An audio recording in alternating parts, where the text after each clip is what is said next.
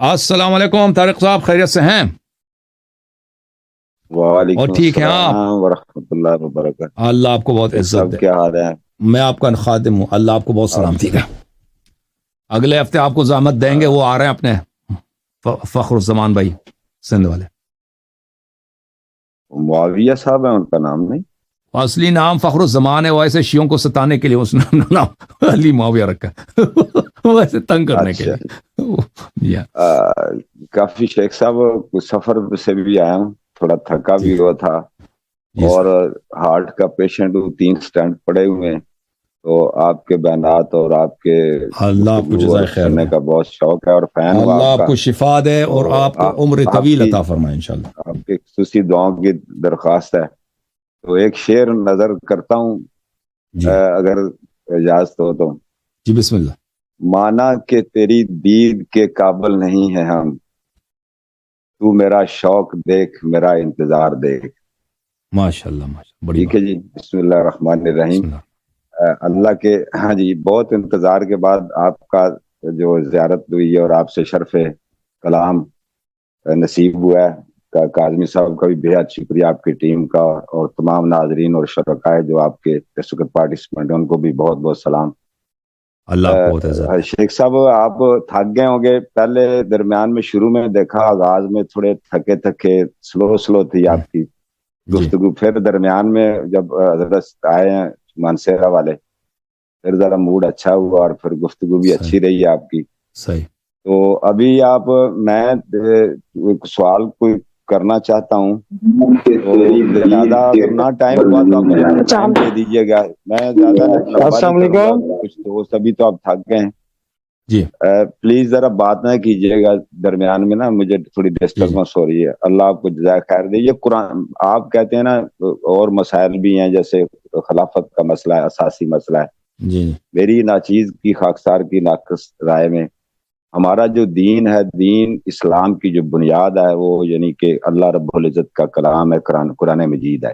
جی سر۔ جب ہمارا قرآن مجید کے اوپر ہی ہمارا اس میں کمی ہے یا ناقص ہے، اور اس کے اوپر ہم گفتگو کرتے ہیں، آپ بھی بیانات، آپ کے ارشادات اور خطبات ہم سنتے ہیں، اور بعض دوسرے علماء بھی اہل سنت کے بھی آتے رہتے ہیں، تو قرآن مجید کی جب اوپر ہی ہماری کمی کا، بیشی کا جو ہے وہ ذکر، اور میں تو اس کے اوپر گفتگو کرنا چاہتا تھا، تو ایک شخص آیا، تو آپ نے اس سے کچھ سنجیدہ گفتگو بھی کی، بات پھر تھوڑی سی وہ عذرائے تفنن، آپ مسکراتے بھی رہے۔ تو قرآن مجید کے بارے میں نے جو آپ کو سنا نا، اس کو تھوڑی سی اگر آپ کی اجازت سے، یہ ہے کہ آپ کہتے ہیں کہ جی اہل سنت کے نزدیک، آپ کی اجازت ہے میں تھوڑا کروں بات ایک دو بسم اللہ منٹ؟ بسم اللہ، بات کرتے کوشش جائیں۔ کروں گا، کافی چیزیں ہیں، لیکن میں اس کو نہ چیز اس کو وائنڈ اپ یا کلوز جی کروں سر تاکہ بسم اللہ۔ مختصر ہو جائے۔ تو آپ کے چونکہ بیانات پہلے ہوئے ہیں، آپ کی رائے میرے سامنے ہے، وہ یہ ہے کہ قرآن مجید میں اہل سنت کی کتب سے آپ اخذ کرتے ہیں، ماخوذ کرتے ہیں کہ جی یہ حوالہ جات ہیں، جس کی بنیاد پر اہل سنت جو ہے نا قرآن کی کمی کے قائل ہیں، کہتے ہیں اس میں نقص ہے، کمی ہے۔ جبکہ میں نے آپ کے گفتگو سے، آپ کے خطبات میں سے یہ سنا ہے کہ آپ خود بھی کہتے ہیں کہ ہمارے پاس قرآن وہ مکمل نہیں ہے۔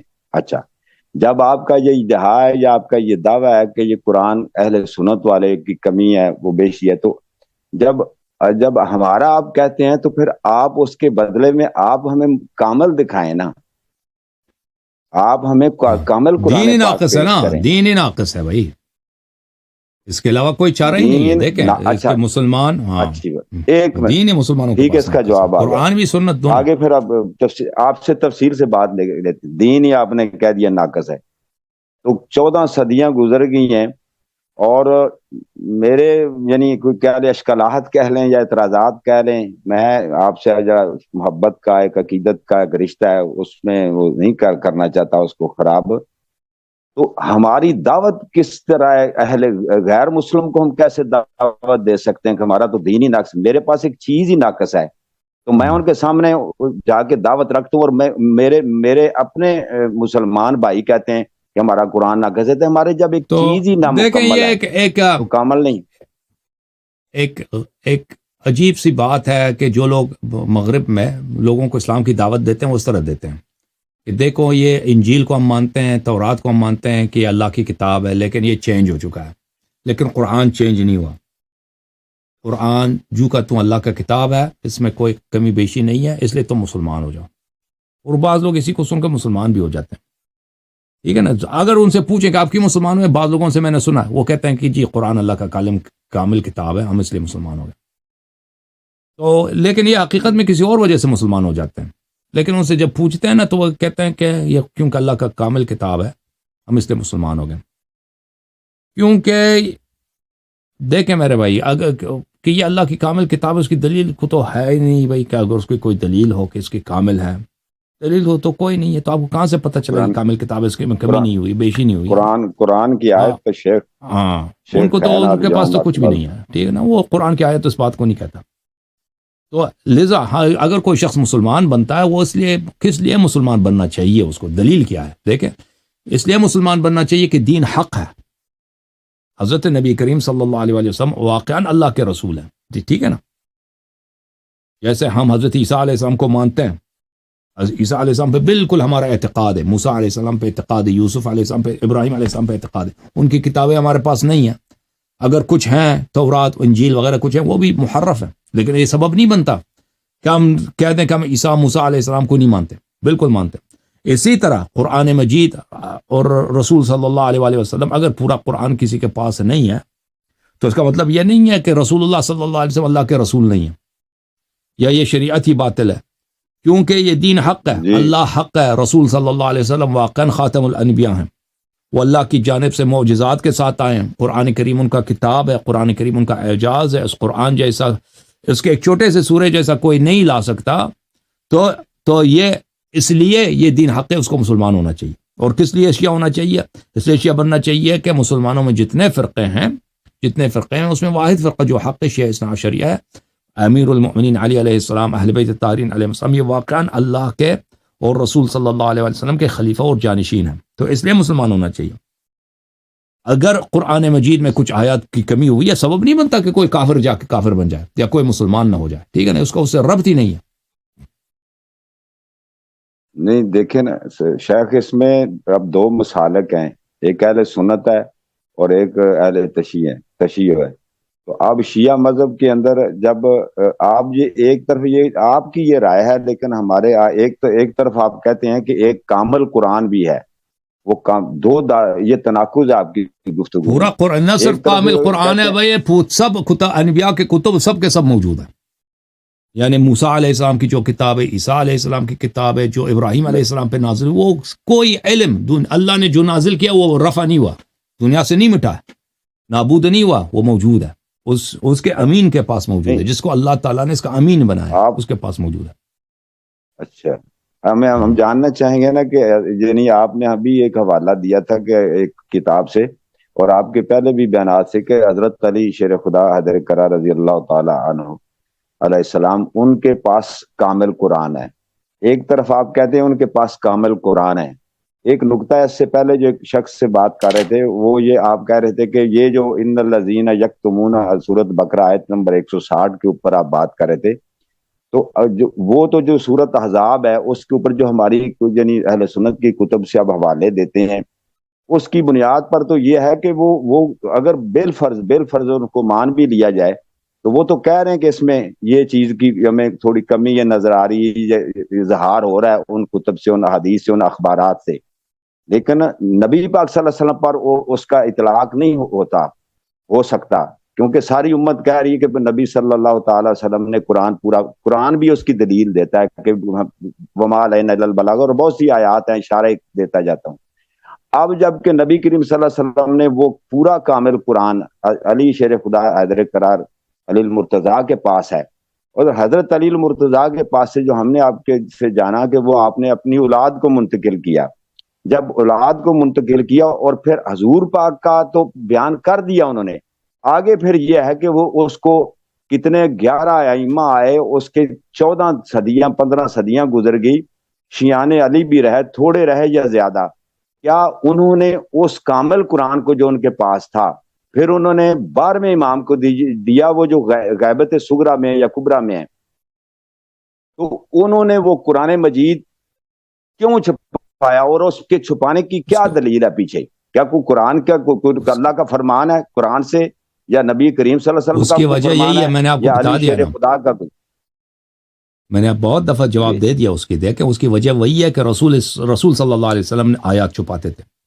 رسول صلی اللہ علیہ وسلم مکے میں 5 سال 6 سال 7 سال تک جتنا عرصہ وہ اپنی نبوت کو چھپاتے تھے، اپنی رسالت کو چھپاتے تھے، قرآن کو چھپاتے تھے، وحی کو چھپاتے تھے، کہتے تھے میں نبی نہیں ہوں، وہ ٹھیک ہے نا، اعلان نبوت نہیں کرتے تھے، وحی ان پہ اتر آتی ہے، کسی کو نہیں سکھاتے ہیں، صرف قلیل عدد جو مسلمان ہیں وہ ہیں، ان سے کہتے ہیں بھائی، کسی کو چھپ کے کان میں جا کے کہتے ہیں کہ بھئی میں اللہ کا نبی ہوں، میرے پاس معجزات ہیں۔ وہ ایک وقت تھا سر، وہ مکی دور تھا، اس سے نکل کے جب مدنی تو وجہ وہی ہے، سبب آپ نے پوچھا کہ انہوں نے کیوں قرآن ظاہر نہیں کیا، یہ بالکل رسول صلی اللہ علیہ وسلم کی سنت پر ہے کہ جس وجہ کی وجہ سے رسول اللہ صلی اللہ علیہ وسلم نے قرآن ظاہر نہیں فرمایا، اس کی وجہ کیا تھی؟ اس کی وجہ یہ تھی کہ وہ وقت مناسب نہیں تھا۔ اگر وہ اس زمانے میں کرتے رسول صلی اللہ علیہ وسلم شاید شہید ہو جاتے، پھر کوئی دین ہی نہیں رہتا، ٹھیک ہے نا۔ آج بھی مکہ جو ہے ایک بت خانہ ہوتا ہے۔ امیر المؤمنین علی علیہ السلام نے قرآن ظاہر کیا، ٹھیک ہے نا، ظاہر کیا ہے۔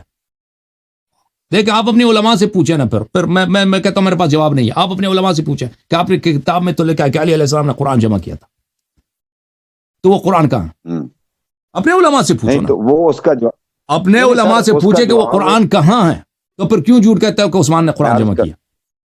نہیں ایک منٹ یہاں رکیے گا بساد احترام۔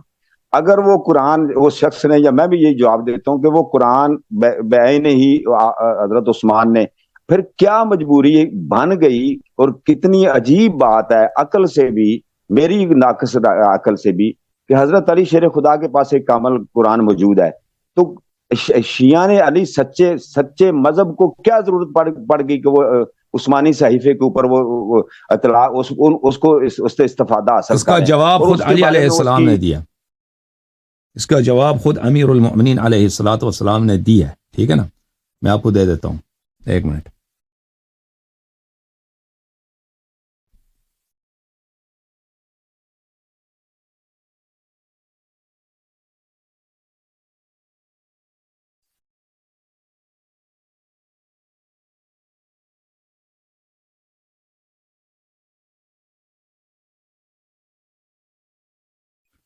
دیکھیں، جب امیر المومنین علی علیہ السلام نے قرآن صحابہ کو دکھایا، صحابہ نے کہا ہم نہیں مانتے اس قرآن کو، تو انہوں نے اتمام حجت یہی کیا تھا ان سے کہ آج کے بعد اس قرآن کو نہیں دیکھو۔ اس کی وجہ کیا ہے؟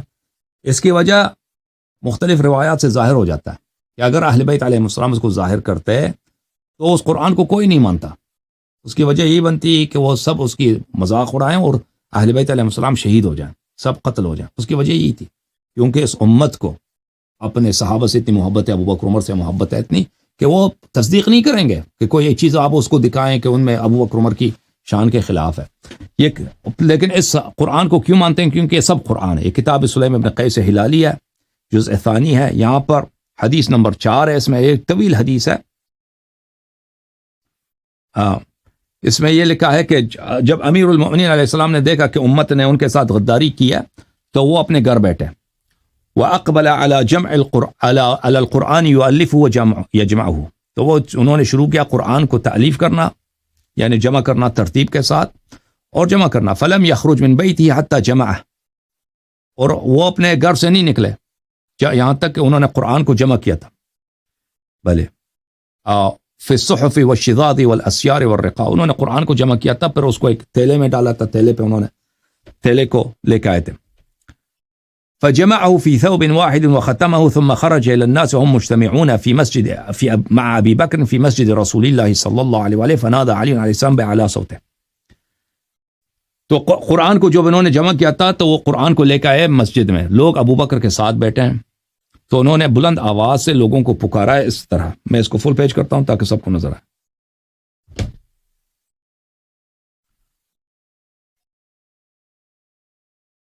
یا ایھا الناس، اے لوگو، انی لم ازل منذ قبض رسول اللہ صلی اللہ علیہ وآلہ مشغول بغسلہ ثم بالقرآن، جب سے رسول صلی اللہ علیہ وسلم کی وفات ہوئی ہے میں رسول صلی اللہ علیہ وسلم کے غسل، تکفین، تدفین میں مشغول تھا، اس کے بعد میں قرآن میں مشغول ہوا ہوں۔ حتی جمعتہ کلہ فی ھذا الثوب الواحد، یہ پورا قرآن میرے پاس ہے اس تھیلے میں، اس کپڑے میں پورا قرآن میں نے جمع کیا. فلم ينزل اللہ تعالی علی رسولہ صلی اللہ علیہ وآلہ آیۃ الا وقد جمعتها. اللہ تعالیٰ نے جو بھی آیت رسول صلی اللہ علیہ وسلم پہ نازل کیا میں نے اس کو جمع کیا. ولیست منہ آیۃ الا وقد جمعتها. بھلے کوئی بھی ایسے آیت نہیں چھوڑا میں نے، سب آیات کو جمع کیا. ولیست منہ آیۃ الا وقد اقرعنیها رسول اللہ صلی اللہ علیہ وآلہ وعلمنی تأویلها. اور اس میں سے کوئی آیت ایسا نہیں ہے کہ رسول اللہ صلی اللہ علیہ وسلم نے مجھے نہ پڑھایا ہو. میں نے سب آیات خود میں نے لسان رسول صلی اللہ علیہ وسلم سے سنا ہے، انہوں نے خود مجھے سنایا اور انہوں نے خود مجھے اس کی تفسیر بھی سکھا دیا. ثم قال لهم علی علیہ السلام لئلا تقولوا غدا انا كنا عن هذا غافلین. آج کے بعد میں حجت تمام کر رہا ہوں، مجھ سے گلایہ نہیں کرنا، مجھ سے شکوہ نہیں کرنا مسلمانوں صحابہ کہ آپ نے قرآن جمع کیا تھا، ہمیں پتہ ہی نہیں تھا کہ آپ نے قرآن جمع کیا، ہمیں تو اس کا علم ہی نہیں تھا. ثم قال لهم علی علیہ السلام لئلا تقولوا يوم القیامہ انی لم ادعوکم الى نصرتی ولم اذکرکم حقی. گلایہ نہیں کرنا مجھ سے کہ میں نے آپ کو روز قیامت مجھ سے گلایہ نہیں کرنا کہ میں نے آپ کو اپنی نصرت کی طرف نہیں بلایا کہ میری نصرت کرو، میں تمہارا امام ہوں اور میں نے اپنا حق تمہیں یاد نہیں دلایا. وَلَمْ أَدْعُكُمْ إِلَىٰ كِتَابِ اللَّهِ مِنْ فَاتِحَتِهِ إِلَىٰ خَاتِمَتِهِ. اور یہ گلایہ نہیں کرنا روز قیامت کہ میں نے قرآن تم پہ عرضہ نہیں کیا اور قرآن کی طرف تم کو نہیں بلایا، قرآن کی فاتحہ سے لے کر قرآن کی خاتمہ تک. فقال عمر ما اغنانا ما معنا من القرآن اما تدعونا الیہ. عمر نے کہا کہ ہمیں ضرورت ہی کیا آپ کے قرآن کی، ہمارے پاس جو قرآن ہے ہمیں جو آتا ہے وہی کافی ہے، آپ کی کوئی ضرورت قرآن کی ضرورت نہیں ہے. ثم دخل علی علیہ السلام بیت. علی علیہ السلام اپنے گھر چلے گئے.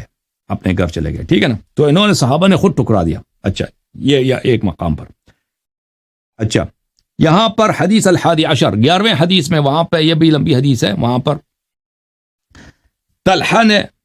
طلحہ نے امیر المؤمنین علیہ السلام سے بات کرتے ہوئے کہا یا ابا الحسن اريد ان اسالك عن شيء اريد اسالك عنه. ایک بات میں سوال کرنا چاہتا ہوں. رأيتك خرجت بثوم مختوم فقلت. ایک دن آپ ادھر آئے تھے، آپ کے پاس ایک تیلا تھا، تیلے پہ وہ مہر بھی لگا تھا، اور آپ نے کہا ایھا الناس، آپ نے کہا تھا کہ اے لوگوں میں رسول صلی اللہ علیہ وسلم کے دفن و کفن و تدفین میں مشغول تھا، بغسلہ و تکفینہ و دفنہ. ثم شغلت بکتاب اللہ حتی جمعتہ. پھر میں نے قرآن پہ مشغول ہو گیا، میں نے قرآن جمع کیا. فہذا کتاب اللہ مجموعا لم يسقط منہ حرف. یہ کتاب اللہ ہے، اس میں ایک حرف بھی کم نہیں ہے. فلم ارى ذلك الكتاب الذي كتبت والفت وقد رأيت والفت. میں نے وہ کتاب نہیں دیکھا ہے. وہ کتاب کہاں ہے جو کتاب آپ نے جمع کیا تھا، اللہ کی کتاب؟ اس زمانے میں مسلمانوں کے پاس کوئی کتاب نہیں ہوتا تھا، قرآن بھی نہیں تھا کسی کے پاس. ٹھیک ہے نا. وہ کتاب کہاں ہے؟ وَلَقَدْ رَأَيْتُ عُمَرَ بَعْثَ إِلَيْكَ حِينَ اسْتُخْلِفَ أَنْ أَبْعَثَ بِهِ إِلَيْهِ فَأَبَيْتَ أَنْ تَفْعَلَ. اور مجھے یاد ہے کہ عمر نے آپ کے پاس پیغام بھیجا تھا کہ وہ قرآن مجھے دے دو، مجھے میرے حوالے کر دو، تو آپ نے کہا تھا کہ نہیں، تیرے حوالے نہیں کر سکتا. فدعا عمر الناس فإذا شهد اثنان على آية قرآن كتبها وما لم يشهد عليها رجل واحد رماها ولم يكتبه. پھر عمر نے، جب آپ نے عمر کو قرآن نہیں دیا تو عمر نے لوگوں سے قرآن لینا شروع کر دیا. لوگوں سے دو شاہد آتے تھے، شہادت دیتے تھے کہ قرآن ہے، تو وہ آیت لکھتے تھے. اگر کوئی ایک شاہد ملتا تھا تو وہ قرآن کی آیت نہیں لکھتے تھے. تو بہت سارے آیات اسی میں، کیونکہ شاہد نہیں ملے، آیات اس میں سے نہیں لکھے گئے. وقد قال عمر وانا اسمع انه قد قتل يوم اليمامة رجالا كانوا يقرؤون قرانا لا يقرأه غيرهم فذهب. میں نے یہ بھی سنا عمر سے، عمر کہہ رہے تھے کہ بہت سارے صحابہ تھے کہ جنگ یمامہ میں یہ شہید ہو گئے، قتل ہو گئے، تو یہ ان کو بہت سارے آیات ان کے پاس تھے، دوسروں کے پاس نہیں تھے، تو وہ آیات بھی ان کی موت کی وجہ سے یہ آیات بھی جو ہے ضائع ہو گئی. وقد جاءت شاة الى صحيفة وكتاب عمر يكتبون فاكلتها وذهب ما فيها. اور ایک دمبا آیا تھا، عمر کے لوگ وہاں پہ قرآن کتابت کر رہے تھے، تو اس دمبے نے بھی بہت سارے آیات کھا لیے، اس جانور نے کچھ آیات اس جانور نے کھا لیے اور وہ بھی آیات ضائع ہو گئے. اچھا والکاتب یومئذ عثمان اس کتاب کو لکھ رہا تھا. اچھا وسمعت عمر يقول واصحابه الذين الفوا ما كتبوا على عهد عثمان ان الاحزاب كانت تعدل سورة البقرة. اور طلحہ کہتے ہیں کہ میں نے خود عمر سے سنا اور دوسرے صحابہ جنہوں نے کتابت عثمان کے زمانے میں قرآن کی کتابت کیا، ان سے بھی میں نے سنا تھا کہ سورہ احزاب جو ہے سورہ بقرہ جتنا لمبا ہوا کرتا تھا، والنور 60 و100 آیہ، اور سورہ نور کے 160 آیتیں ہوتی تھیں، والحجرات 90 آیہ، اور سورہ حجرات کے 90 آیتیں تھیں. اچھا، فما هذا وما يمنعك يرحمك الله ان تخرج اليهم ما قد الفت للناس. تو طلحہ نے کہا تو کیا وجہ ہے کہ آپ نے جو قرآن جمع کیا اس انہوں نے نہیں دکھاتے ہمیں، وہ قرآن ہمیں دے دیجئے نا، جو آپ نے لکھا ہے وہ لوگوں کو مسلمانوں کو دے دیجئے. وقد شهدت عثمان حين اخذ ما الف عمر فجمع له الكتاب وحمل الناس على قراءة واحدة ومزق مصحف ابي بن كعب وابن مسعود واحرقهم بالنار فما هذا. اور میں نے دیکھا کہ عثمان نے جب اپنا نسخہ بنا دیا قرآن کا تو اس نے بقیہ صحابہ کے قرآنوں کو جلا دیا، اس نے عبداللہ بن مسعود کے قرآن کو جلا دیا اور ابی بن کعب کے قرآن کو جلا دیا، تو باقی قرآنیں بھی ضائع ہو گئیں، بس عثمان کا قرآن رہ گیا ہے. تو یہ وجہ کیا ہے، اب وہ قرآن ہمیں کیوں نہیں دیتے؟ تو امیر المؤمنین علیہ السلام نے فرمایا یا طلحہ ان کل آیت انزلها اللہ فی کتابہ علی محمد صلی اللہ علیہ وآلہ عندی باملاء رسول اللہ صلی اللہ علیہ وآلہ. طلحہ جان لو کہ اللہ نے جتنی آیتیں رسول صلی اللہ علیہ وسلم پہ نازل کی ہیں، رسول صلی اللہ علیہ وسلم نے سب اپنی زبان مبارک سے مجھے لکھا دیا، ڈکٹیشن کر دیا، اور میں نے رسول صلی اللہ علیہ وسلم کی ڈکٹیشن سے لکھ دیا وہ آیتیں، اور وہ سب میرے پاس موجود ہیں. وخطی بیدی، میرا خط میرا ہے، کلام پیغمبر کا ہے، پیغمبر صلی اللہ علیہ وسلم نے مجھے سنایا. وتأویل کل آیت انزلها اللہ تعالی علی محمد صلی اللہ علیہ وآلہ، اس کے علاوہ ہر آیت کی تفسیر بھی موجود ہے میرے پاس کہ رسول صلی اللہ علیہ وآلہ وسلم نے ہر آیت کی تفسیر کی ہے، میں نے وہ لکھا ہوا ہے. وکل حلال او حرام او حد او حکم او ای شیء تحتاج الیہ الامہ الی یوم القیامہ، ہر حلال، ہر حرام، ہر حد اور کوئی بھی حکم ہو اور جو بھی چیز امت کو قیامت تک احتیاج ہے، نبی صلی اللہ علیہ وسلم نے مجھے لکھایا ہے، وہ سب میرے پاس ہے. عندی مکتوب، میرے پاس مکتوب موجود ہے، کتابت شدہ موجود ہے، بخط رسول باملاء رسول اللہ صلی اللہ علیہ وآلہ وخط یدی حتی عرش الخط. اچھا، رسول صلی اللہ علیہ وسلم نے لکھا ہے یہاں تک کہ اگر کوئی شخص کسی کو اس طرح خراش پہنچائے تو اس کا بھی جرمانہ کیا ہے، یہ بھی موجود ہے میرے پاس. اچھا، یہ حدیث چلتا جاتا ہے. اچھا، پھر بات دوبارہ طلحہ جو ہے قرآن کی طرف لے کے آتا ہے، کہتا یا ابا الحسن اجبتنی عما سألتک عنہ من امر القرآن الا تظہروا للناس. اس نے پھر دوبارہ پوچھا کہ میں نے آپ سے قرآن کے متعلق پوچھا تھا، آپ نے جو قرآن جمع کیا اس کو کیوں لوگوں کے لیے ظاہر نہیں کر رہے؟ لوگوں کے لیے ظاہر کرے نا وہ اپنا نے جو قرآن جمع کیا. قال علیہ السلام یا طلحہ عمدن کففت عن جوابک، فرمایا کہ اے طلحہ میں نے عمدن تجھے اس بات کا جواب نہیں دیا، میں نے عمدن خاموش رہا ہوں، تو کہتا ہے اس قرآن کو ظاہر کر، میں عمدن اس کا جواب نہیں دیا. تو پھر طلحہ پوچھتا ہے فاخبرنی عما كتب عمر وعثمان اقرآن کلہ ام لیس ما فیہ ما لیس بقرآن. یہ پوچھا کہ یہ جو عمر اور عثمان نے جمع کیا یہ سب قرآن ہے یا اس میں غیر قرآن بھی شامل کیا ان لوگوں نے؟ فرمایا علیہ السلام بل ہوا قرآن کلہ ان اخذتم بما فیہ نجوتم من النار ودخلتم الجنہ. آپ کا سوال ہے کہ شیعہ کیوں اس قرآن پہ عمل کرتا ہے نا؟ فرمایا کہ جو عمر اور عثمان نے جمع کیا یہ سب قرآن ہے، اس میں غیر قرآن کی ملاوٹ نہیں ہے، قرآن ہے، اللہ کا کلام ہے، اور اگر تم اس کی اتباع کرو نجوتم من النار، جہنم سے بچو گے اور جنت میں داخل ہوگے. فإن فیہ حجتنا وبیان امرنا وحقنا وفرض طاعتنا، اس میں ہمارا حجت موجود ہے، ہمارا امر امامت موجود ہے اور ہمارا حق طاعت موجود ہے، سب وہ موجود ہے. فقال طلحہ حسبی اما اذا كان قرآنا فحسبی. طلحہ نے کہا کہ بہت اچھی بات ہے، اگر یہ سب قرآن ہے تو پھر تو اچھی بات ہے. ثم قال طلحہ فاخبرنی عما فی یدیک من القرآن وتأویلہ وعلم الحلال والحرام الى من تدفع ومن صاحبہ بعدک. تو طلحہ نے پوچھا کہ تیرے پاس جو قرآن ہے، آپ کے پاس جو قرآن ہے اور آپ نے جو رسول صلی اللہ علیہ وسلم سے وہ سارا علم لکھا ہے حلال و حرام کا، یہ کس کے لیے رکھا ہے آپ نے؟ کس کو دو گے اپنے بات؟ قال علیہ السلام الذي امرني رسول اللہ صلی اللہ علیہ وآلہ ان ادفعه الیہ. امام علی علیہ السلام نے فرمایا اسی شخص کے حوالے کروں گا جس کا رسول صلی اللہ علیہ وسلم نے مجھے حکم دیا کہ اپنے بعد یہ قرآن میں نے کس کو دینا ہے، پیغمبر نے مجھے حکم دیا اسی کو دوں گا۔ قال من ہوا، طلحہ نے پوچھا وہ کون ہے؟ رسول صلی اللہ علیہ وسلم نے کیا بولا ہے، کس کو دینا ہے آپ نے یہ قرآن؟ فرمایا وصی و اولی الناس بالناس بعدی، فرمایا وہ میرا وصی ہے اور لوگوں کا حقیقی امام میرے بعد وہی ہے۔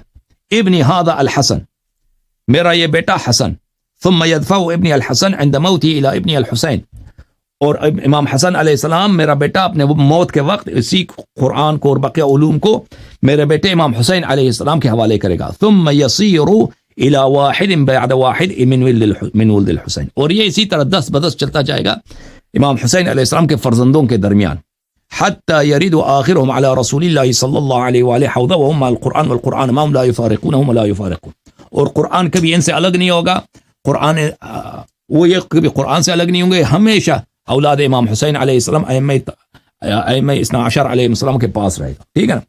تو یہ آپ کا جواب ہے، ٹھیک ہے نا، کہ ہم اس قرآن کی کیوں اتباع کرتے ہیں کہ اہل بیت علیہ السلام نے فرمایا کہ اس قرآن میں سب چیز کا بیان، یہ سب جو موجودہ قرآن ہے عمر اور عثمان نے جمع کیا قرآن ہے، لیکن انہوں نے حکم دیا کہ اگر تم اس کی اتباع کرو گے یہ حق ہے یا اور اس جنت میں جاؤ۔ سر یہ جو کتاب کا میں نے سوری ٹو معذرت میں یہ کتاب سلیم ابن قیس سے پڑھا تھا والا یہ اپنے جی ہاں، اچھا یہ، اور اس میں کہیں جو بھی پڑھا جو کہ لمبی حدیثی، کیا کوئی ایسا نقطہ تھا کہ آپ اس کو چھپائیں اپنے وصیوں کو یا لوگوں کو نہ اس سے بتائیں؟ پوچھا تھا کہ آپ اس کو کیوں نہیں دکھا رہے ہیں؟ امیر المومنین علیہ السلام نے کہا کہ میں اس کا عمدن جواب نہیں دیا، پھر اس نے پوچھا کہ کس کو دو گے؟ ہاں بتائیں، ایک جملہ ایڈ کر دوں کہ یعنی کہ قرآن مجید میں بڑی سخت وعید ہے، یہ جو سورت بقرہ 160 اور بھی بے جا جگہ، بے شمار جگہ، کہ بھی جو یہ اس کے لیے دیکھیں، یہ وہ ان کے لیے، وہ یہود و نصارات ہے، یہود و نصارات ہے، ان کے پاس نشانیاں تھیں رسول پاک صلی اللہ علیہ وسلم کی، ٹھیک ہے نا؟ ان کی کتابوں میں رسول صلی اللہ علیہ وسلم کے قد و قامت کتنا ہے، ان کا لہجہ کیسا ہے، ان کا باپ کا نام کیا ہے، یہ سب باتیں ان کی کتاب میں موجود تھی، تو وہ اپنے عوام سے اس کو چھپاتے تھے، حالانکہ ان کو کوئی خطرہ نہیں تھا۔ سن رہے ہیں نا میری بات کو؟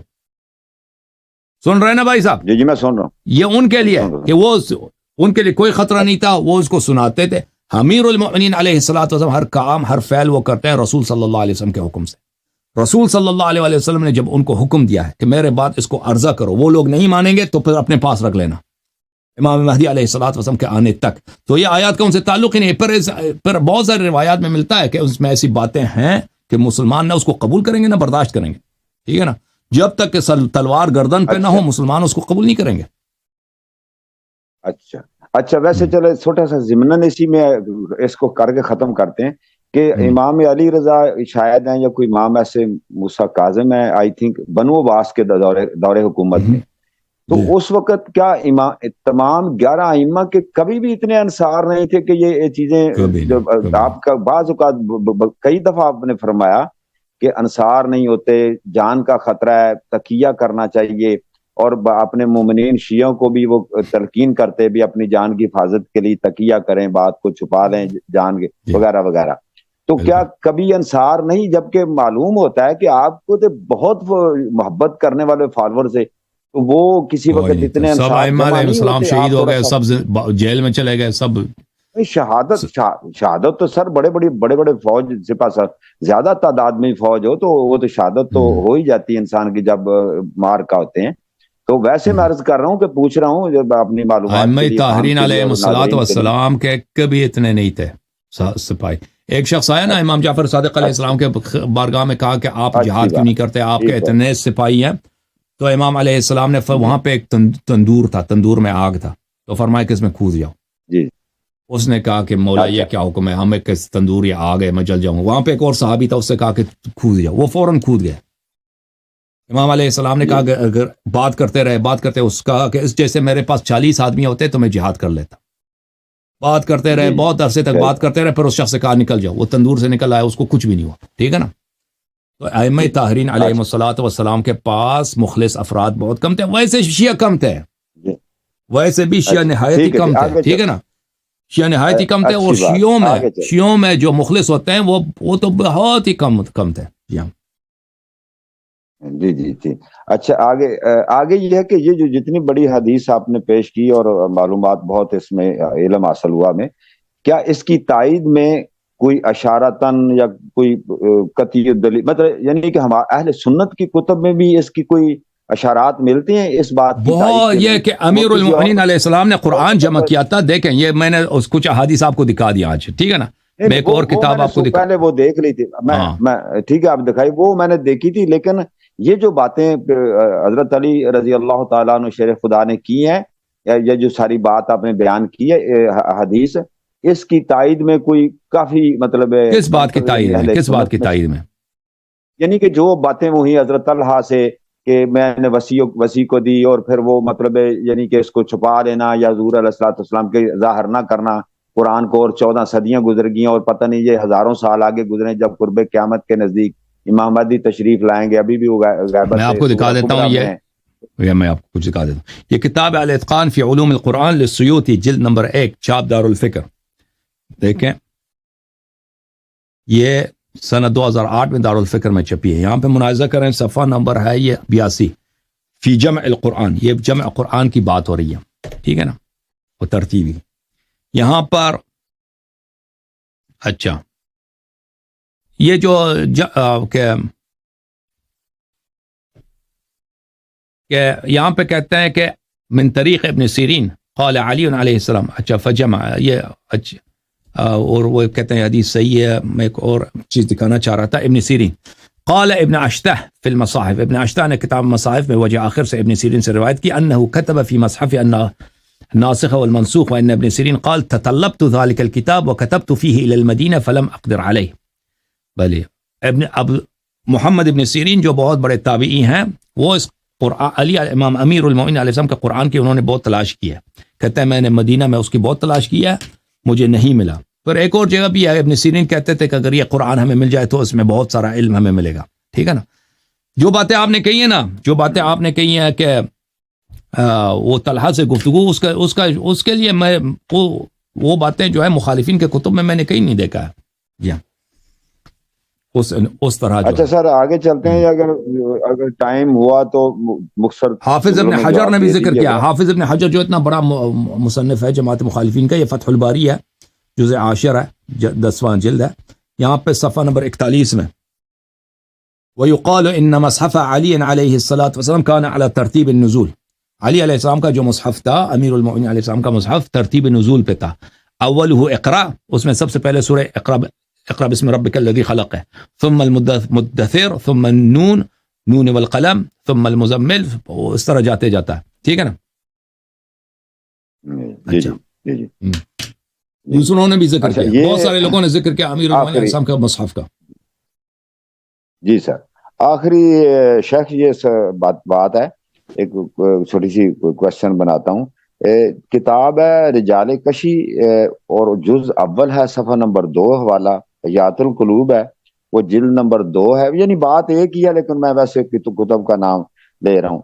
اور اس میں یعنی یہ حدیث جو ہے امام باقر علیہ السلام سے ہے، اور جو رجال کشی ہے امام جعفر علیہ السلام سے ہے، اور سلیم بن قیس ہے، صفحہ نمبر ہے آگے 162 آئی تھنک. تو اس میں ان 3 کتب میں مختلف یہ وارد ہوئی ہیں، یہ اقوال ملتے ہیں کہ یعنی کہ حضور علیہ الصلوۃ والسلام کی رحلت کے بعد سوائے 3 کے اور بعض اوقات 4، یہ 4 یعنی حضرت مقداد، حضرت سلیمان فارسی اور حضرت ابو ذر غفاری، اور ایک جگہ حضرت عمار کی بھی مشکوک ہے لیکن کبھی کبھی ان کو کہ یہ 4 کے علاوہ باقی سارے لوگ مرتد ہو گئے تھے. آگے بات کمپلیٹ ہونے دیجیے گا. سارے مرتد ہو گئے تھے، اور جب اگر مرتد ہوئے پھر ان کی آگے کبھی خلافت تو ائمہ کو اس طرح یعنی نافذ تو نہیں ہوئی، امام جو ائمہ اطہار تھے، تو اس کے بعد ان کے فالورز آ گئے. تو وہ کس طرح مسلمان ہو گئے جب وہ ان کی جو ارتدہ میرے بھائی، مرتدہ کا ایک مطلب ہے جو مسلمان لیتا ہے نا کہ دین سے چینج کرنا، کافر بن جانا، ایک معنی یہ لیتا ہے. ایک ارتدہ ہے جو یہ اصطلاحی معنی ہے، یہ لفظی معنی نہیں ارتدہ. ارتدہ کے لفظی معنی ہے پلٹ جانا، لوگ پلٹ گئے، اچھا ٹھیک ہے نا. اچھا اس دیکھیں یہ احادیث کو سمجھنا چاہیے کہ بہت ساری چیزیں احادیث میں ملتی ہیں کہ اس زمانے میں اصطلاحات قائم نہیں ہوئے تھے. ابھی ہمارے زمانے میں بہت سارے دیکھیں ہمارے احادیث میں بہت ملتا ہے وضو ہوتا ہے دھونے کے معنی میں. وضو کہ کھانا کھانے سے پہلے وضو لے لو، وضو کرو. بھائی کھانا کھانے سے پہلے وضو کرو کہ یعنی کیا مطلب وضو لے لیں، میں نے ہاتھ سر پہ مسا کریں، پیروں پہ مسا کریں، یہ کریں نہیں. اس کا مطلب ہے کہ ہاتھ دھو لو، وضو کرو یعنی دھو لو، ٹھیک ہے نا. تو یہ احادیث میں کیونکہ وہ دیکھیں وہ زمانہ کیا تھا، وہ زمانہ شریعت کے ابتدا کا زمانہ تھا. یہ جو الفاظ جو ہیں یہ ابھی اصطلاحی معنوں میں اتنے پختہ نہیں ہوئے تھے، اور اتنے ان میں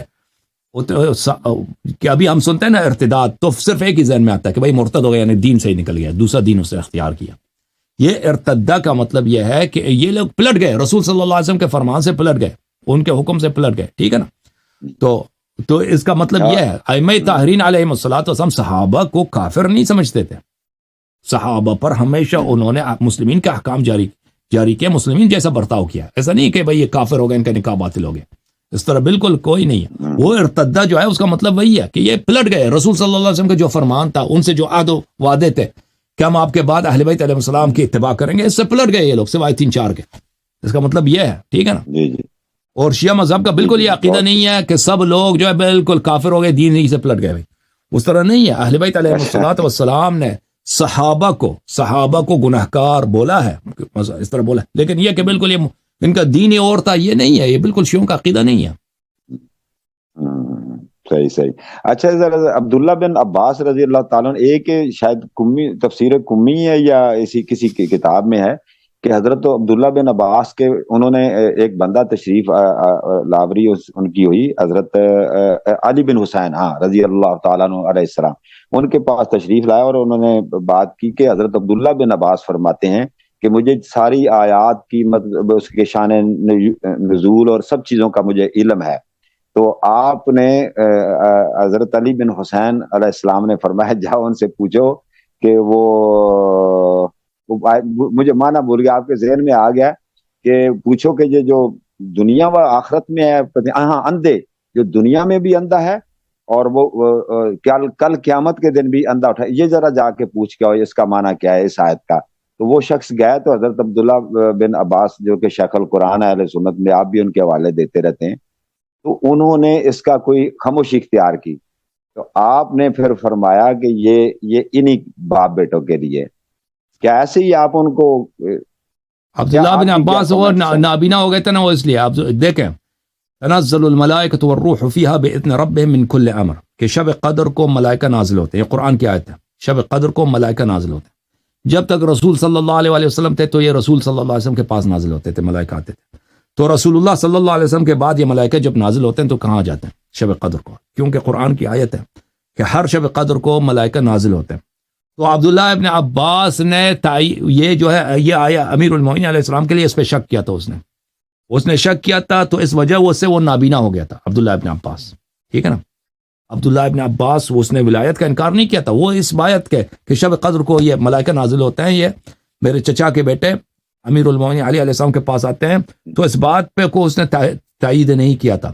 تو اس کی وجہ سے ایک ملک نے اس کے آنکھ پہ اپنے پر لگائے تھے، اور وہ ملک کے ضرب کی وجہ سے عبداللہ ابن عباس نابینا ہو گیا تھا، آخر تک نابینا تھا، ٹھیک ہے نا.